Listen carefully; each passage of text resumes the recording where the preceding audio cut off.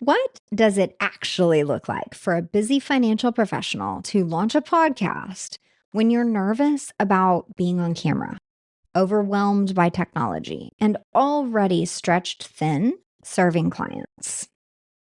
Today's guest is Danette Lowe, CFP, founder of TruNorth Wealth Management and host of Ready to Retire. Danette shares the real behind the scenes story of launching her show, both from battling insecurities around video and sound quality to building a sustainable content system that now fuels her blogs, newsletters, and social media. We talked about consistency, taking breaks without quitting, balancing client work with content creation. Those two things can take each other over if you're not careful, and how podcasting became the central engine of her marketing strategy. If you've been telling yourself, I should be doing newsletters, or I should get posting consistently on social media first, or whatever, stop shoulding yourself into a corner. Instead, listen to Danette's honest behind the scenes story about how she overcame those hurdles and what it's done for her business. Welcome to Podcasting for Financial Professionals. I'm Virginia Elder, founder of Podcast Abundance, where we help you use podcasting to market your business, to increase your authority, to get more eyes on your practice, and to capture leads for your business. If you're an investment advisor, tax strategist, business finance sleuth, or wealth management professional who wants your podcast to actually support growth, not just create content, you're in the right place. I made the podcast conversion blueprint just for you. It walks you through exactly how to turn your listeners into clients using a simple framework you can apply right away. The link is in the show notes. Here we go into today's episode. Hi, Danette. Thanks for doing this with me today. Hi, Virginia. Thank you for having me. This is going to be fun. Yes, this has been a long time coming. We've known each other for a while, so I'm so excited to have you on. Happy to be here. If you could give folks an idea of what your business looks like right now, then we'll jump into like the podcast and all the juicy marketing stuff. Yeah, sure. I'm a solo advisor. I started in the business in 1999. I worked originally for Morgan Stanley for, I think, 13 years. And then I launched my own company, TruNorth Wealth Management, in 2012. And I've been on my own since then. I have 3 people on my staff, a client service associate, I have a marketing coordinator, and a paraplanner. We serve families in Northern Nevada. We have kind of a small number of households, but they have a high average balance per household. And this whole process started, I wanted to write a book, and I learned about having a platform. And so I started to do the podcast. Very cool. Yeah, I remember when we first met, it was kind of like the beginning of your online marketing and online presence, I guess, journey. Will you walk us through kind of the thought process was there? Why did you want to write a book? And then why did that become this online marketing endeavor? The very beginning is I suffered greatly from panic attacks and anxiety. And I went on a quest or a journey to figure out what was causing them. And I was able to learn some techniques and strategies that made them go away. So I don't have them anymore. If I do have one, I know what to do right away to get myself back in control. And I thought that other people would want to know that. And so I wanted to write a book about that. I took a class and I started to learn about content marketing and educational marketing. And everything I read apply to my business as a financial advisor. Like, I should be doing a newsletter, and I should have a podcast and a YouTube channel, and I should be doing all of these things for my business. I knew someone who knew you. You were helping another financial advisor. Two friends of mine produce their podcast, and they said, "Oh, talk to Virginia. She's great." And so I started doing it. I followed, you told me step by step what to do, and I did exactly what you said, step by step, maybe not on time. What came out of that really quickly was how much I enjoyed writing the episodes. And I very quickly kind of got my voice. And that ironically led to the material that I actually wrote a book. So I actually wrote a book on financial planning, which was not the original intent. But because I was writing each of the episodes, it's called the Early Start Retirement Plan, and it's on Audible now. I narrated it. So because I'm doing all the podcasting, I was comfortable. I had all the gear. So I said I might as well just narrate it myself. And we've sold at least one copy in Australia. So I'm officially international. Yay.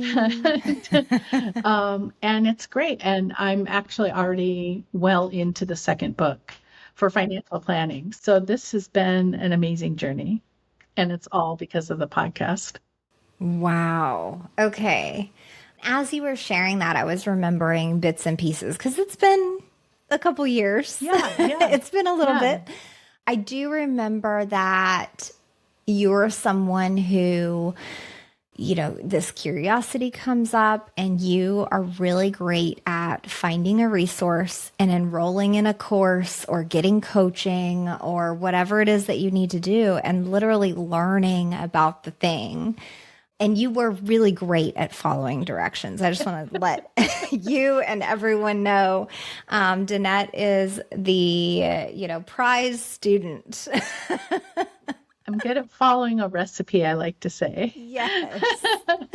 Yes, exactly. If you tell me what to do, I will do it.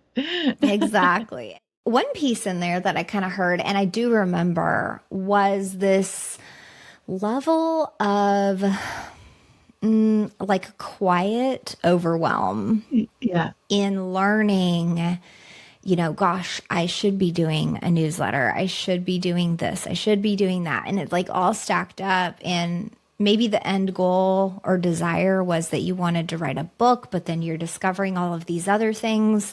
And they could very quickly feel like pressure and barriers. And some people, before they know it, would just throw up their hands and say, like, I can't do any of this. I guess this isn't going to happen.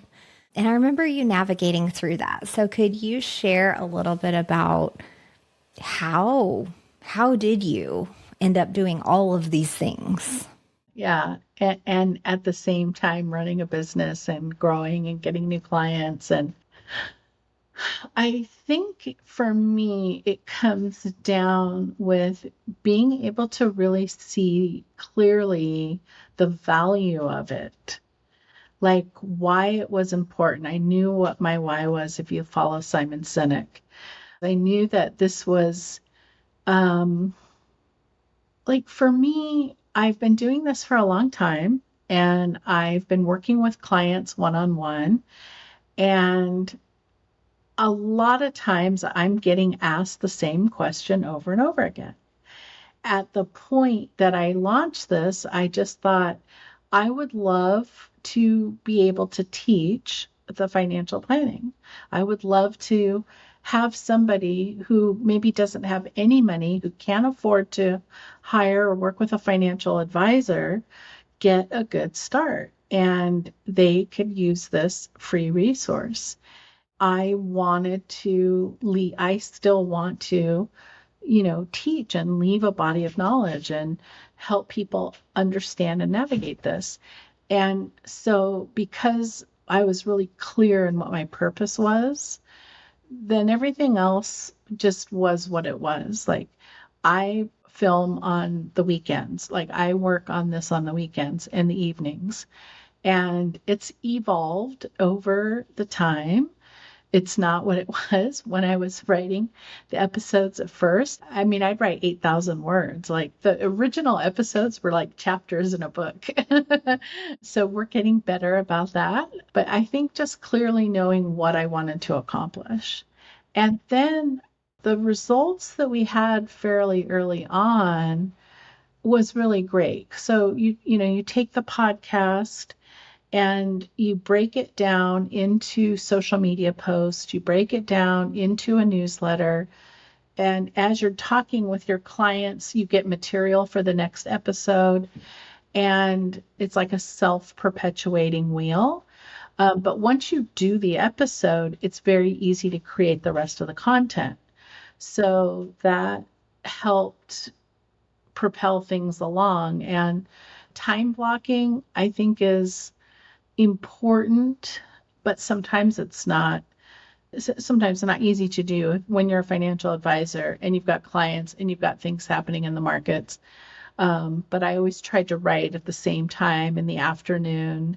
And then when I would be on the treadmill or whatever, I'd be thinking about what I wanted to write.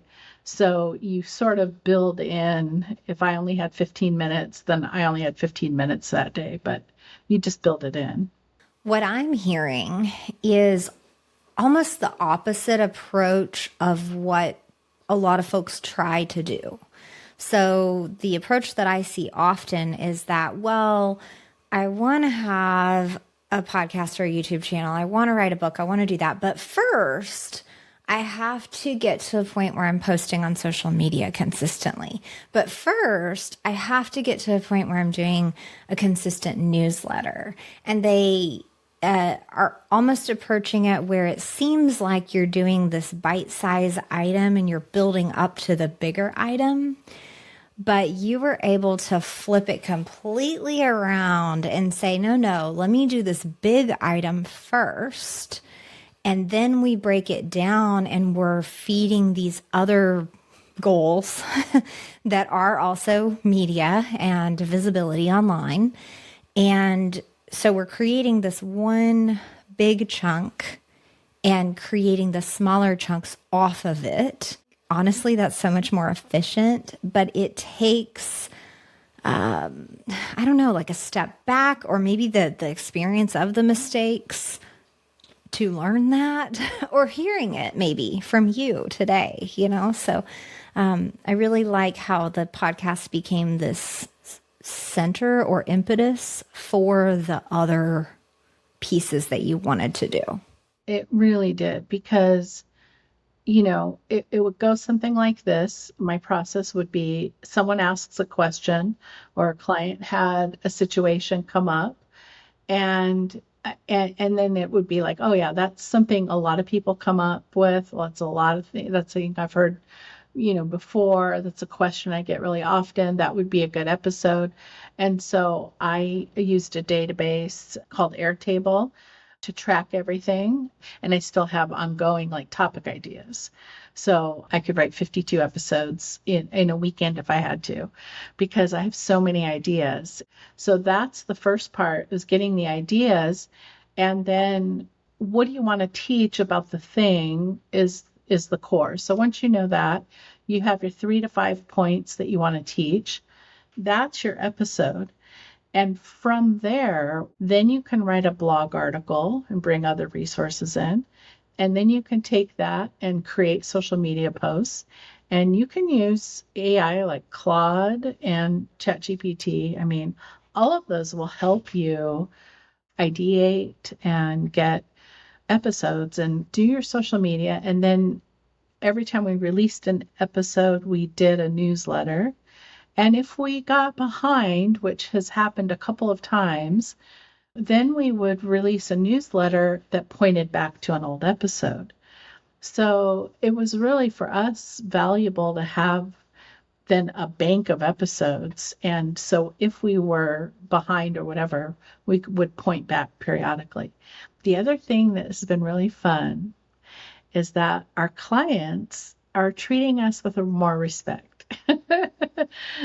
So this happened like early on, like clients react to the podcast in a different way than you would ever really expect. They'll say things like, well, you're the expert and I defer to you. And, you're the one writing the articles and you're writing the podcast. And they love it. You're demonstrating your knowledge. And then people who haven't worked with us yet will find the podcast and watch a couple episodes and they would be like, would we actually get to work with you? And I'm like, yeah, I'm the one. So it adds this level of credibility that you really can't get from any other method. You nailed it. There's like this perceived level of celebrity almost that they sense just because they see your little picture on their podcast player, or they, if they're subscribed to your YouTube channel, they get that ping when you post a new video. So it's kind of like you're their news anchor or their favorite reality TV star or something like that. I agree. It really elevates you, not just to a position of being able to educate the public for free, but it's this nurture tool for existing clients or people that were thinking about working with you. But then with people who already know you, it's like, oh, wow. Like, well, you're the one who talked about Social Security on your podcast episode. I mean, you must know so much. I mean, what should I do? Yeah, it's been wonderful. There hasn't been any negative from doing this adventure. It's not expensive. I mean, it's not free, it's not cheap, but it's not expensive considering other things we do.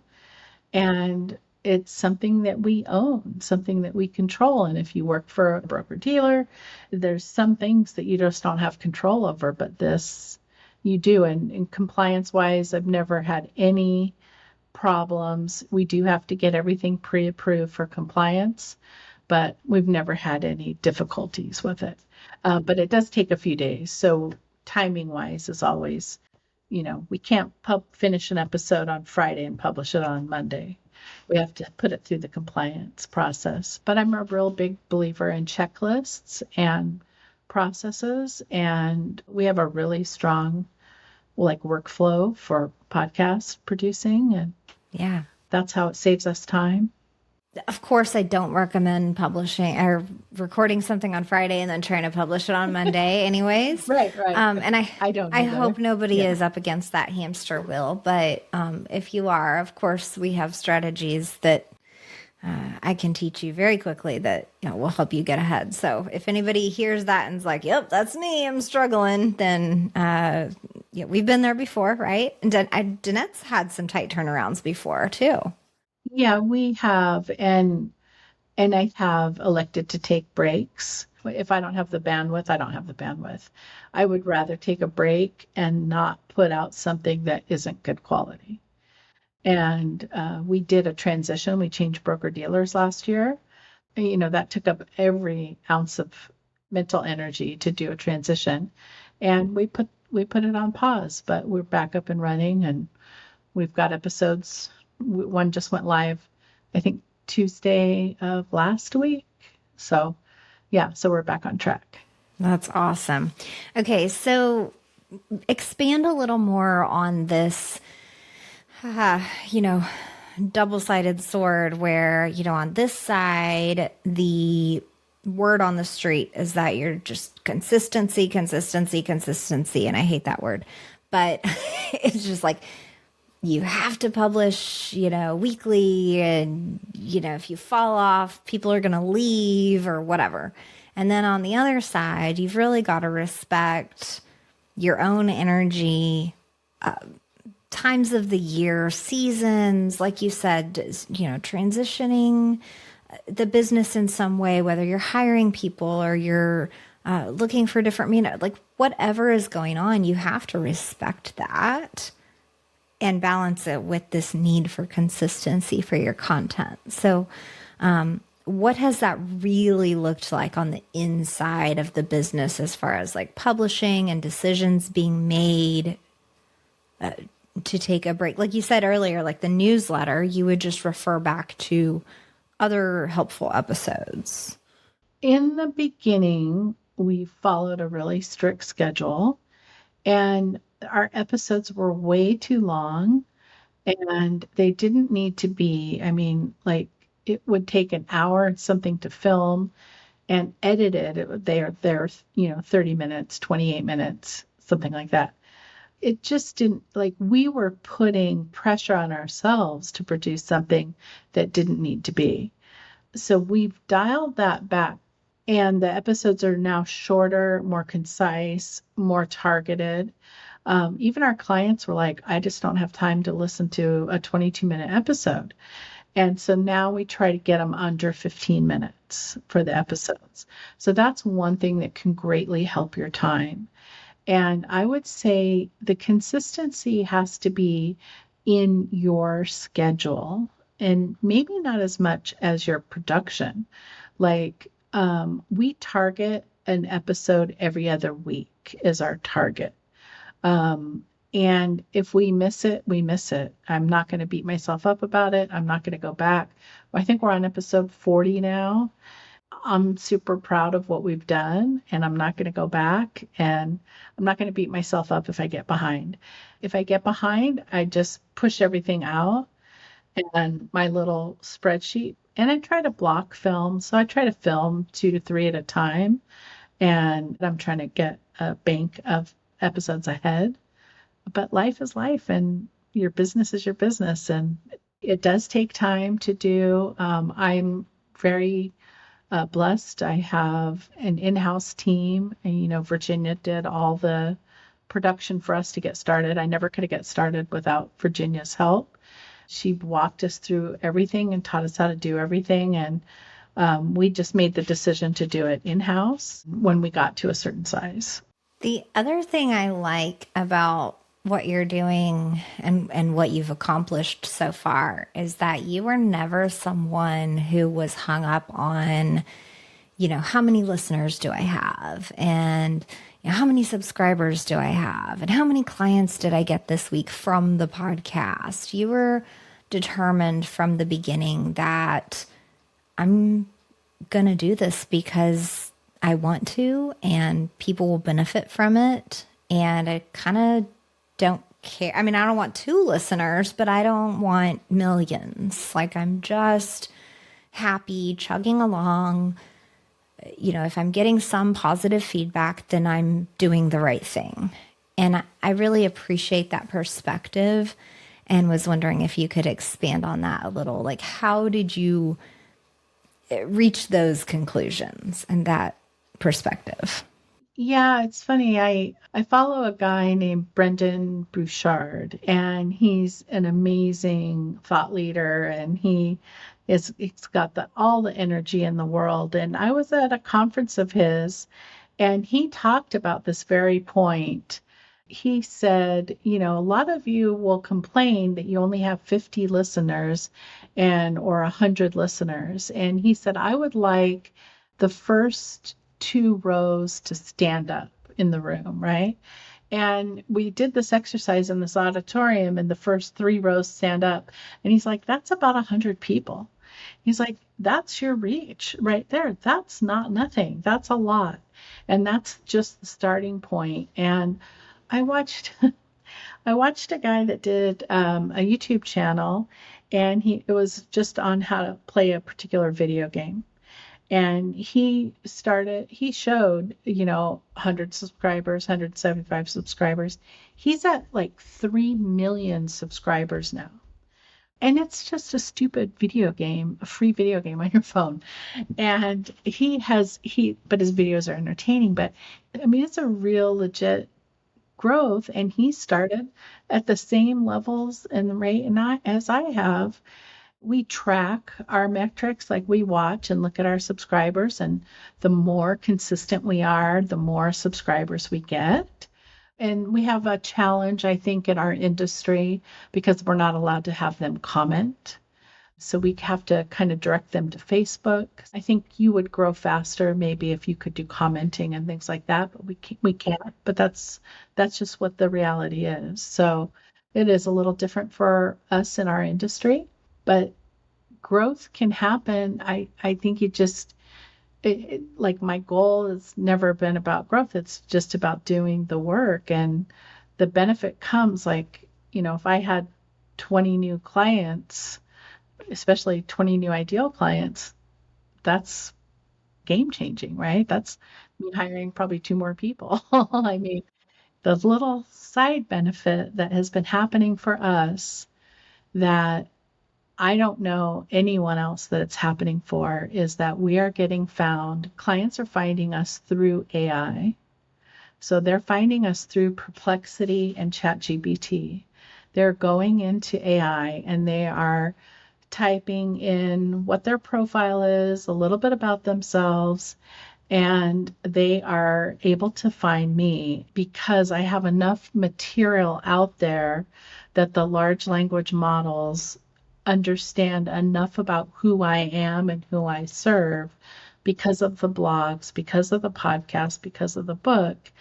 And so it's all working together. And it's the type of referrals that you cannot get from Google, right? You cannot pay for this. I'm getting ideal clients through search from this. And I don't have, I have very modest following. That's amazing. Okay, so these ideal clients, are they coming to you because much of the content that you've published is on a very specific topic and they were searching that topic? Or how do you think that's worked? I have not really done a deep dive into any one particular topic. I like to teach for people at any level. Like if they're just starting out and have very little money, here's like one of the episodes was 5 savings hacks. Did really, really well. And then we do advanced topics. One of the next topics I'm going to do is donor advised fund because that's an amazing tool for a lot of people. It fits a lot of circumstances. And so we're going to do that next. So I haven't had a particular topic. So what I'm understanding is just people are typing in and saying, looking for a financial advisor near them that could help with pre-retirement planning. I mean, the show is called Ready to Retire. And so a lot of our episodes are about surrounding a lot of what I talk about is around life design. And it's like not your money or how much money you have, but what are you going to do with your life with your money? Like money is a means to an end as opposed to the end, right? So that probably is our biggest theme is around life design. Okay. And then just based on what you shared with us earlier, the podcast content is kind of at the center of that. So then it would only make sense for the blogs, newsletters, social media posts, anything like that to kind of be almost like a spin-off of the podcast content. They're directly related. So if I do an episode, I take the transcript and I turn it into like a 2,000 word article. And then we turn those two things into 8 to 10 social media posts. We try to post social media 2 to 3 times a week. And honestly, I'm not happy with what we've done in social media. I think there's tremendous room for improvement for what we're doing. And that's something that we're working on this year. Our website also, I'm not thrilled with, and we're working on that too. So we have a long way to go, but I think just getting it started has been so important. Like done is better than perfect is the way to go. And when you're on camera, smile and make sure you're in a good mood when you're filming, that it's not a chore. There have been days where something will go sideways in the morning before I film, And I just say it's not a filming day. I have to be in a good headspace to film. I haven't done any interviews yet. It's not because I don't want to. My friends have all agreed to be on a show, but I just haven't had the time to pull that together. So I just do it myself. And I have a whiteboard here. You can't see it, but it's right next to me. And I put all my ideas up on the whiteboard. And so when I talk into the camera, I have my outline on the whiteboard. And then my camera will film for 30 minutes. And now that's the cutoff. Whatever I can Okay. say in 30 minutes is what gets done. End that episode. Yeah. Yeah. And I mean, you just have to do it. You just have to get started. Hmm. And Virginia, I don't know, I could not have ever gotten to where I am today without you just walking me through step by step by step by step, Oh, you know. thank you. It was an absolute pleasure. You're still one of my favorites to kind of Oh, look back on because of just all the great conversations we had. As you were getting started, I would love actually to kind of have you take us back to that because I think some of the barriers that you felt personally as far as getting on camera and just how you look, how you sound, how you feel, what's in your background, just all that stuff, those were concerns of yours at first, and we worked through that. And I think so it's very apparent in the podcast space there are about twice as many male hosted podcasts than female hosted. So, all the ladies out there listening, we need you. But Danette, if you would share with us a little bit about like what were you worried about and how did you get past it? yeah, obviously I'm overweight. And so I'm self-conscious about being overweight. And, and sometimes while I'm filming, I'll say, and then I know I can cut it out. But then it's almost like a tic. Then it's like I'm saying it 3 times, and then I'm like, I can get myself worked up and riled up while I'm filming, which is really dumb because it's just you and you're going to edit out any of the parts that you mess up. And so there's a little bit of just a learning curve on doing the filming. And because like I've never filmed anything before, and when you rehearse it in your mind's eye, in your mind's eye, you imagine this. If only we could speak as well as we can imagine it in our own minds, right? And so the first couple of episodes, I don't think I filmed myself the first couple of episodes. So I wrote the scripts and I read the scripts and I wanted to make sure you could understand me. So I spoke very slowly and I read very carefully, word for word. And listening to the first couple episodes were like torture. It's like, oh my God, you got to speed it up, girl. You got to talk faster, talk faster. And then I think it was about episode 7 or 8, I turned the camera on and so when you're filming, you can't read as much. And so I was struggling to like say every word exact. And then I let go of that and did the outline. And now I do the outline on the whiteboard and I'm cutting down the amount of time. Like, don't worry about the first 10 episodes.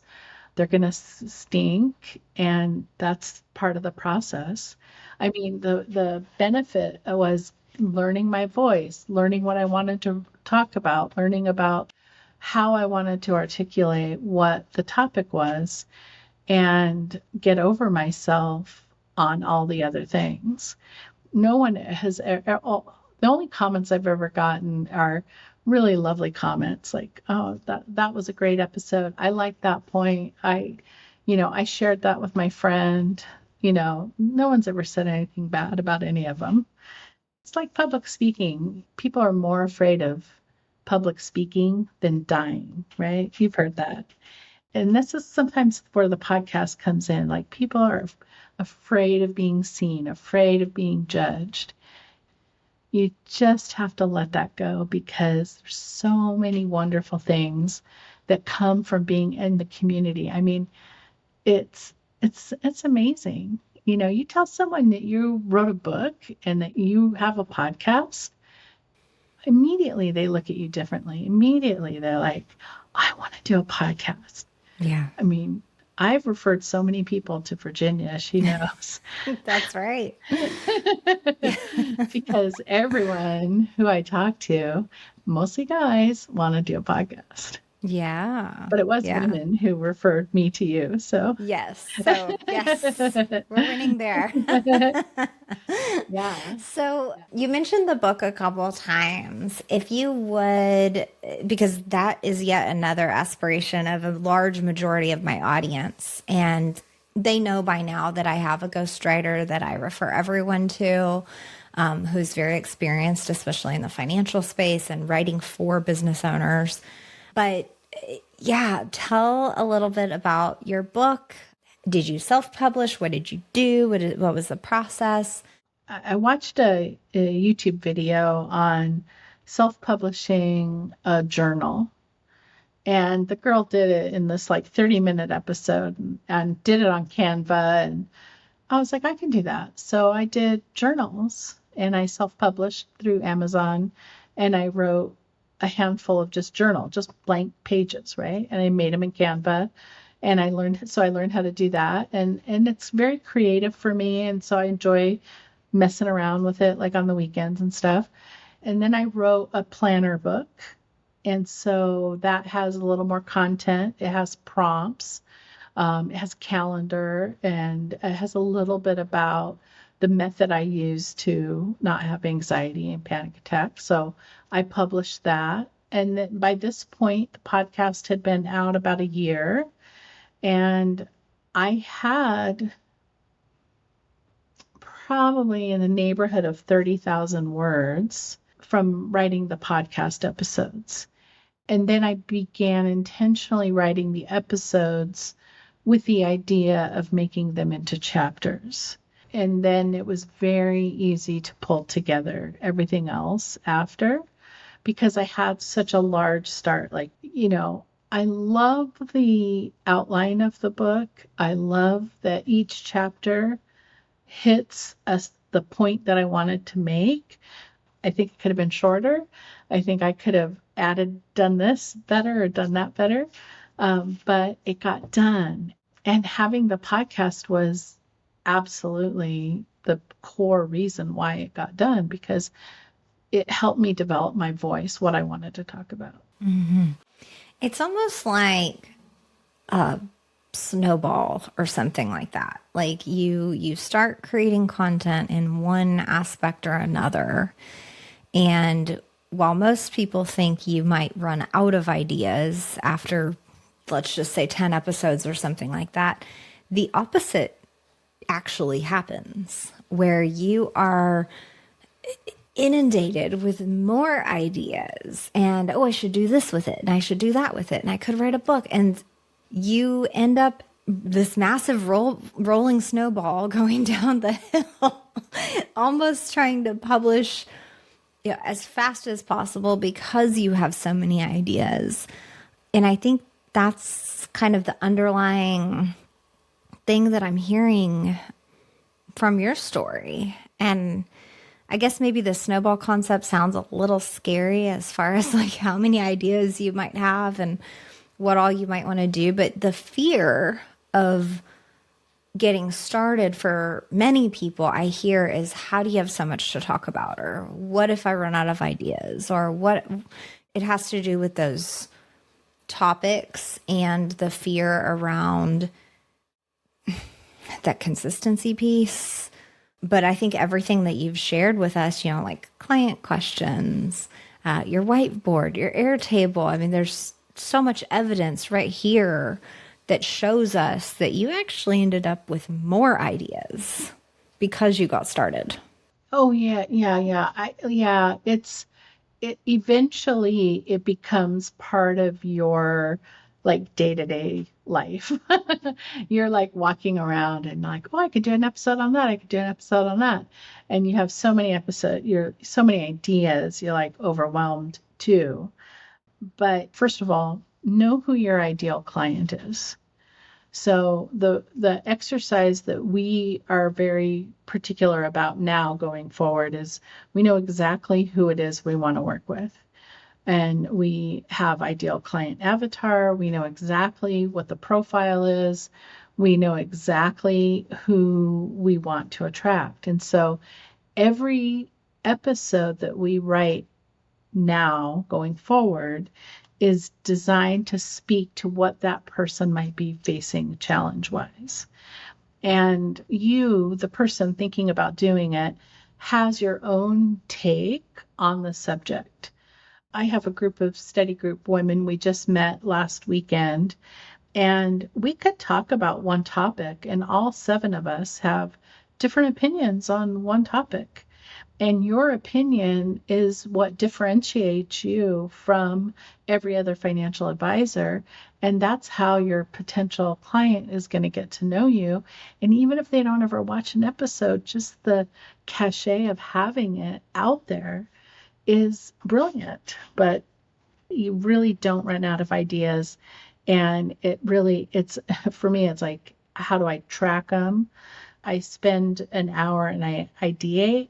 I try to get 10, 15, 20 ideas. I use AI to help with it because I'm on the paid version. So it knows what I've written about in the past and it knows like what I want to get at. And so I use everything, every tool that I have available to help me, I use. I really like that. And I agree. There are moments, whether it's seasons, second week of the month, or whatever you want to say, there are times where I am just bursting with, webinar ideas and collaboration ideas and topics and this and that and da da da da. You catch me on a different day or a different week and I am void. like all I can do is go down the checklist and just do the things. And I have no creativity whatsoever. Almost like in a slump versus a high. So whatever that looks like for each individual, you've got to take advantage of those energetic moments, get them down, take note. Yeah. I use Notion to jot quick thoughts down. And so then when I go to film, I'm only going to film 3 to 4 episodes at a time. So I pick of these 10 to 12 ideas, what are the ones? And then I write scripts for them. And if I'm not feeling it, I'll let it go. And I try to time it to the seasons. Like we try to talk about gifting and giving and around October, November, December, that type of thing.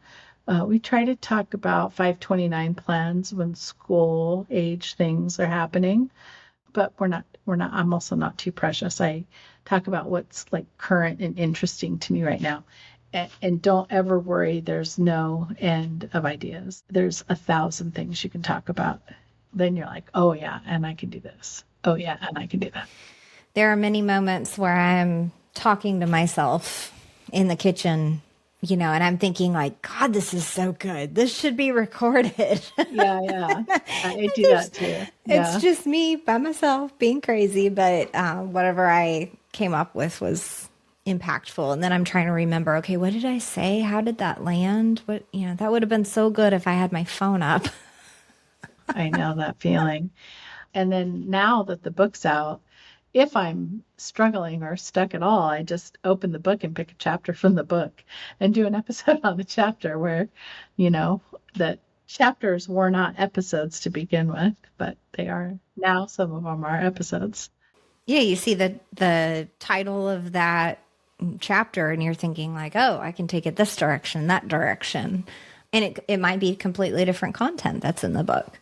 Now that you've had some time, you've been publishing episodes, you're full of ideas, this is very much rolling.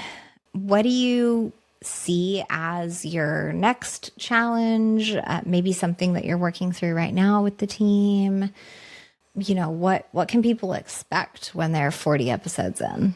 Just to give yourself grace, because it's not always going to be magical. I want everything to be perfect when I film, and that's just not the reality. This is where I film a lot of the episodes. So I try to have a nice background. I don't watch any other financial advisors podcast. I've never done that, but I watch other podcasts. So I'm trying to look to see what other people who I like their style doing, maybe a productivity person, or I love office tech videos.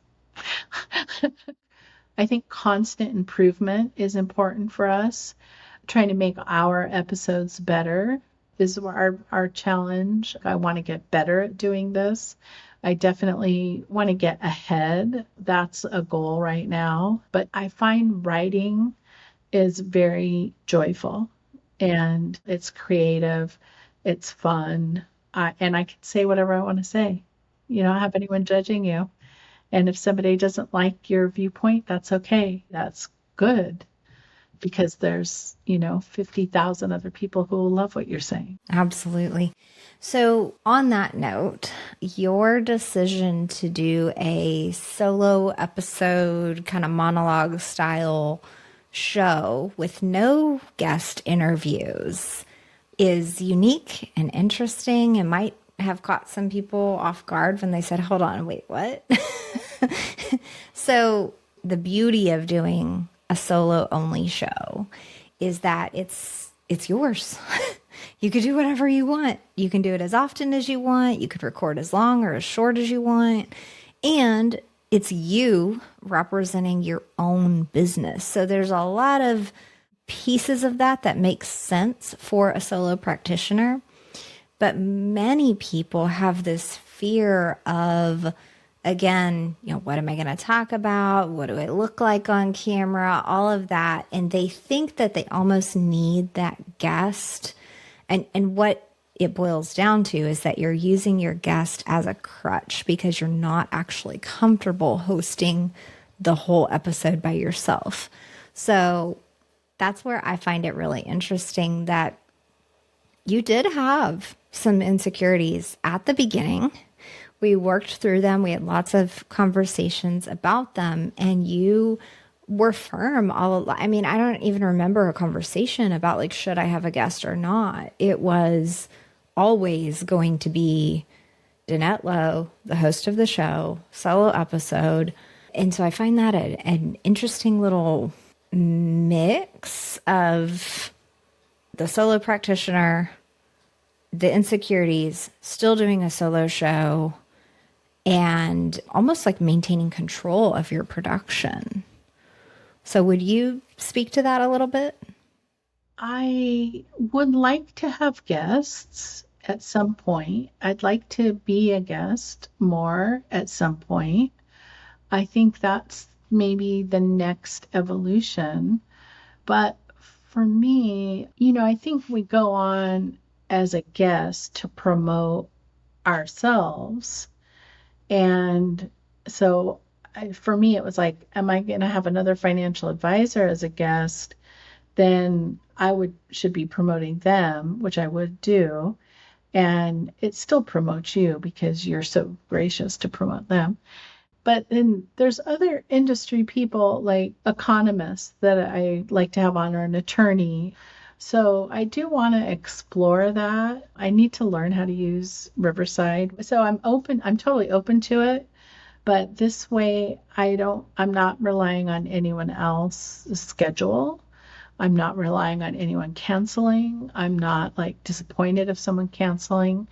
And it's the reality of being a solo financial advisor. We have a decent sized practice, so things come up. Sometimes I have Thursday 9 a.m. filming on the calendar, and sometimes things come up. And by doing it just myself, then I can negotiate with my own self. And if I'm not feeling it, I'm not feeling it. I want to be up and upbeat. I rely on my husband. He helps me. He pushes the button on the camera. I don't need him to do it anymore because I have the remote thing on my phone, but he loves to do it and he feels like he's helping. So He's being supportive. I love that. I guess because the interviews are so common in the podcast space, anytime I'm talking to anyone or getting introduced to anyone, they immediately say, "Oh, I would love to have like so and so and so and so and so and so, and we could talk about this, this, and this." And in that moment, depending on the context, sometimes I have to stop myself from saying, like, hang on, you can't talk about fishing and, writing a book and financial planning and soccer coaching and, like this is too broad. Like your show has to have like a focus. All these people might be friends and might be interesting to you, but so sometimes I just have to smile and listen if it's just someone excited. But then when it is an actual potential client, it's like, all right, we have to narrow this down, get realistic about if you had this person on. Like, for example, I knew if I had Danette on, what we would be talking about. I knew she would be giving us the behind the scenes of how she's launched, how she's growing, what she's doing, and that we wouldn't end up on some crazy topic, right? So she and I can talk for hours, let me just reassure everyone, but but there has to be some focus. And so when you opt to do just a solo show only, it's almost like you have more control, not just of the scheduling and all of that, but like you said, Danette, you're relying upon yourself. You get to talk about what you want to talk about, and you don't have a guest that's like derailing the conversation. yeah, I'm totally open to it, but I haven't done it yet. Hey, there's always a way to grow, a way to improve, a way to experiment. Because who knows, we might talk in a year or two and you may have had a few guests on and said, yeah, never mind. I don't want to do that. So you'll have to see. Yeah, yeah. There's a few people that I know that I would like to have on, just especially just to go over like the finer points of maybe some more complex topics. But you'd have to be careful, like that they've done interviews before. I think that's the challenge too, is maybe this person is interesting or a very competent expert in their field, but if they aren't experienced and or media trained, you may have a little bit of a wild goose chase on your hands that might end up needing some serious editing. So all things to consider. I had a lady ask me to be on her show, and I was really disappointed by the whole experience.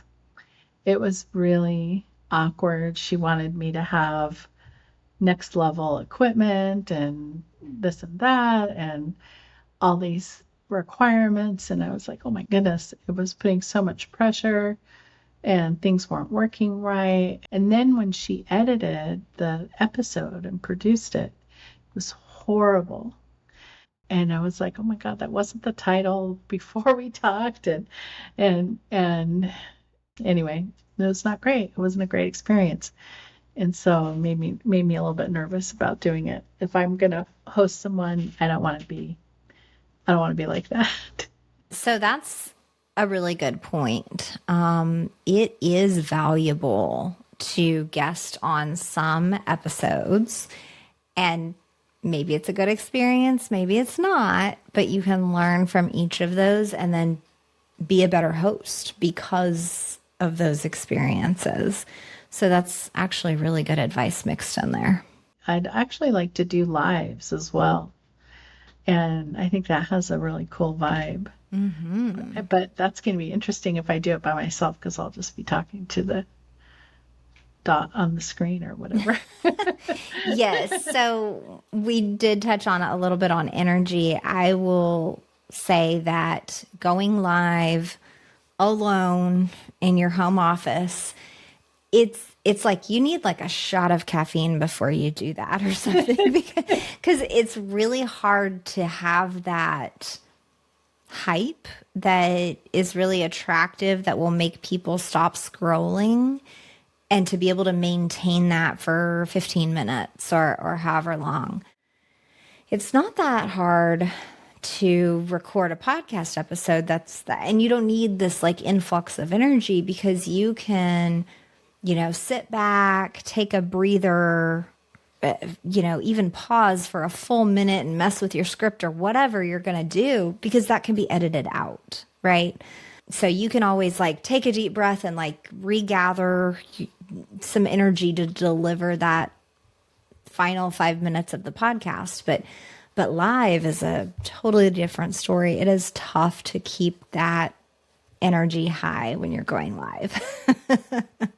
I would say, regardless of what you do, I would recommend that someone hires a producer like you in the beginning.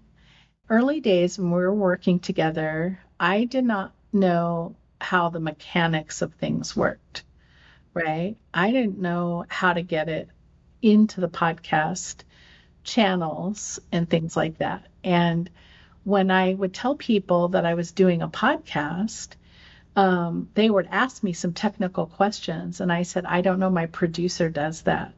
And I always called Virginia my producer, and they're like, oh my God, that's so cool. You have a producer.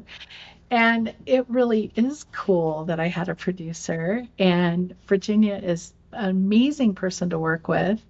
And I could not have gotten to where I am today if she hadn't done all the things to get us set up for success and teach me how to and all I had to do was what I needed to do. I didn't have to focus on anything else to get started. That was the essential key of getting started, was having the help. And I wasn't learning everything from scratch. She helped me with what microphone. I mean, I have probably 5 microphones in my closet, from not buying the right one, not buying the right one. Now I have a nice system. It has its own suitcase, so when I travel, I take it with me. And I really, really deeply appreciate the help that you gave us, the patience. Oh my God, the patience that you had with me in the beginning.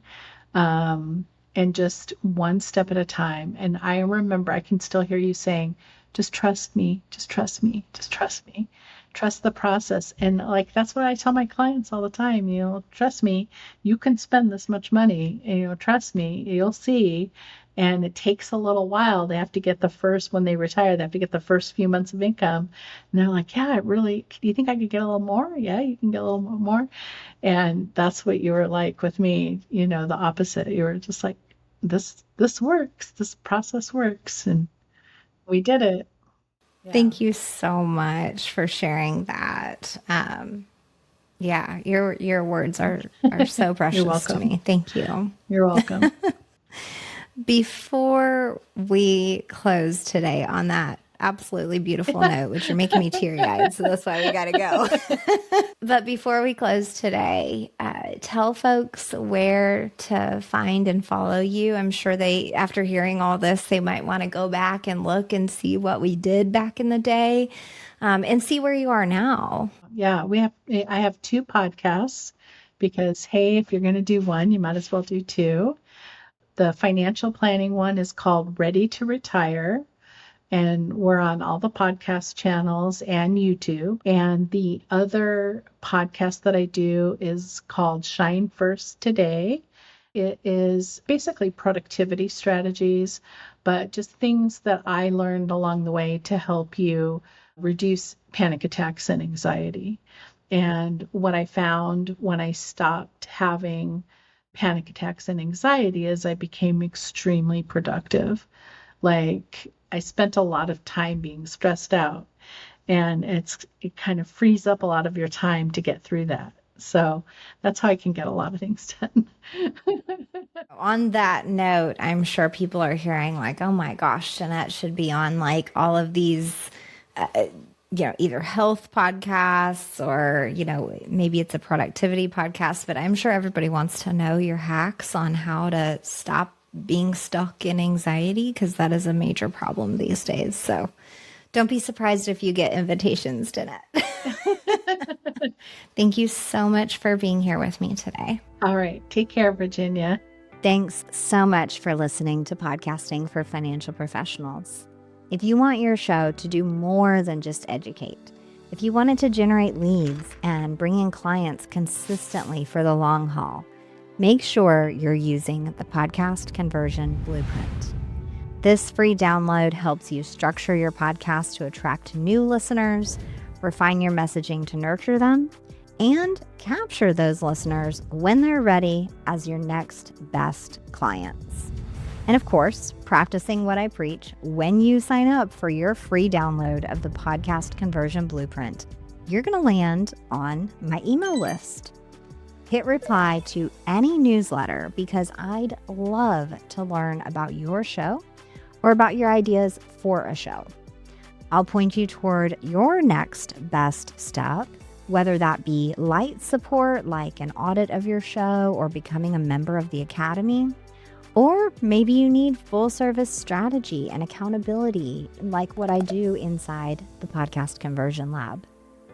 Thanks again for listening to Podcasting for Financial Professionals. If you enjoyed today's episode, stick around for the next few episodes because each one incrementally helps you improve your podcast.